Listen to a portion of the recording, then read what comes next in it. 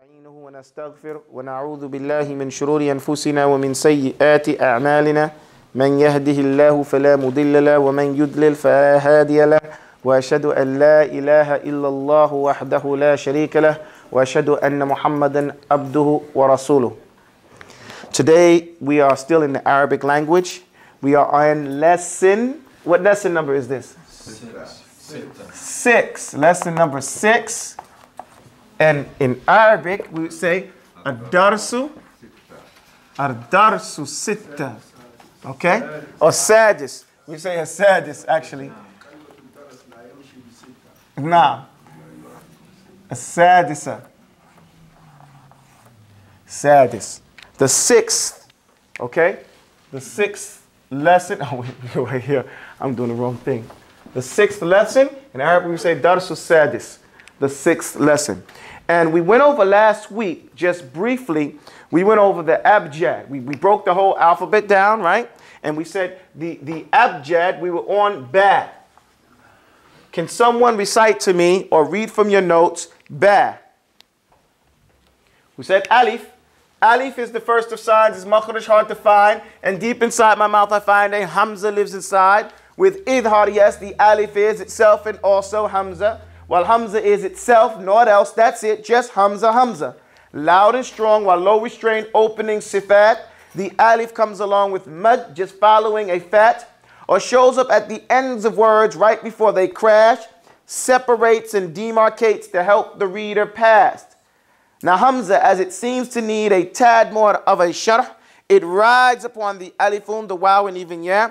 Shiddatun wa jahrun, samtun istifal. Fathun describes alifun, and one, it's numeral. Okay? That's alif. And what we learned from that is the tajweed rule for alif, right? What's the tajweed rule for alif? Idhar. Idhar. So we know with idhar, yes, the alif is itself and also hamza. We also learned that alif is a general term for alif and what else? Hamza. And that there are 2 types of hamza, right? Hamzatul qat'i and hamzatul wasli. And qat'i means cut, and wasli means to join. They are used interspressively. You see, this is the sign right here for this one, and this one is the sign right here. And we went over this and explained that this that you see on top of a hamza, on top of an alif, is actually from the ayn. And that ayn, his tail is cut, and all we're left with is this. Now, why do we use the letter ayn? Because the word qat'i has a predominant ayn at the end of it. So they took this ayn and said, this is going to be the example for the hamzatul qat'i, and only thing remains is the head of it, right? Likewise, and we're breaking they say break it down to its very last compound. This guys in the Bronx say that. So we're going to break it down to the very last compound. Take it down. Take this down. This one. Just not leave that alone. Thank you. And likewise, we see that this that we see on top of an alif is the sign for wasli. Everybody say wasli, hamzatul wasli. Now we see this all the time. Now this comes from the word wasl. Wasala, which means what? To join. Tabarakallah, mashallah. Assalamu alaikum wa rahmatullah. It means to join. And what they did is they took this part of it and made, which is the sad, and made it the predominant sign to point out wasli. الآن عرفت اللبن. الآن نعم. ما شاء الله بارك الله فينا. تبارك الله. So now we know why that sign is there. Okay? We're understanding this a little bit better, right? Now, could you take that off?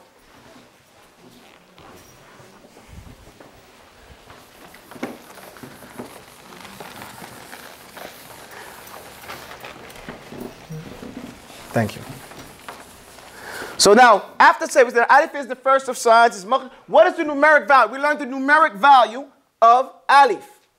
The numeric value. Every letter has a numeric value. Every letter has what? Numeric value. What's the numeric value of alif? 1. Okay, wahid. Okay, and we went over that in the Arabic language, a number is assigned to each letter. And when you see the back of those old classics, they'll put like a secret. They say this one was written in Ta-Sin. And somebody says, well, what does that mean? And then they'll assign a number to each one of you, letting you know that that was revealed in the 14th year after 70 or something like that. You know, and that's how you do the numbers. So the way you want to learn the numbers, you do like this. You just alif, ba, jim, dal, 1, 2, 3, 4, ha, 5, wa, 6, zay is 7, and all the way down. Abjad, hawaz, huttiya, ha, ta, ya, 8, 9, 10. Sa, fa, sad, ain, fa, sin. So this will be 20, 30, 40, 50. You don't have to write this down now. I'm just giving this an example right here. You'll learn them all in their place. I'm just showing you it now the power of the Arabic alphabet, what we're supposed to be able to get. Because remember, this whole poem, this whole lesson plan here is to teach us just one part of the lesson. We're learning the harf, right? Arabic is broken down to how many parts? 3 parts. 3 parts. There are 3 parts of the Arabic, all of Arabic. What are those 3 parts? Ismun, which is the first one, right? Yes. What does ismun mean? It's a noun. It's a super noun. What'd you say? Super noun. Super noun, okay. Noun plus a Super noun. It is not a noun. Why is it not a noun?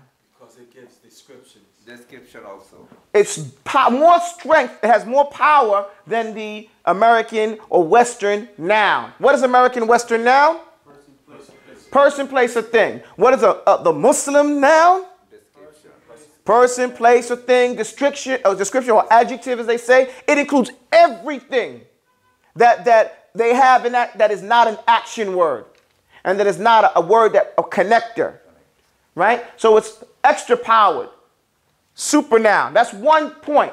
What's the other part of the Arabic alphabet? Fi'lun. What is a fi'lun? Verb or action word. Verb. And what is a verb? Because since we never learned that in American school, we never learned what a verb was. What is it? Action word. Action word. An action word. Any word that points to an action. Give me an example. Come on, give me an example. What am I doing here? I'm walking, right? Let's run, walking. Run, walk, talk. Anything that you do is an action. Okay? So that's a verb. And what is the last one? Harfun. And it's called the harf because it's so small. It's only a piece. Okay? And the harf, it is broken down into 3 types. There are 3 types of harf. What are the first type? What is it? Basic letter. The basic, what do we say? Basic letter. Basic letters. We're supposed to know this like the back of our hand. What is the second type of harf? Letters with meaning. Letters with meanings. What is the third type? Connectors. Connectors. Connectors. And this is the basis of what we're dealing with now. As a basic letter, there are certain things we need to know about that. Every basic letter, now we have to know the tajweed rule. Before we even get to the tajweed rule, we have to know the sifat of every letter.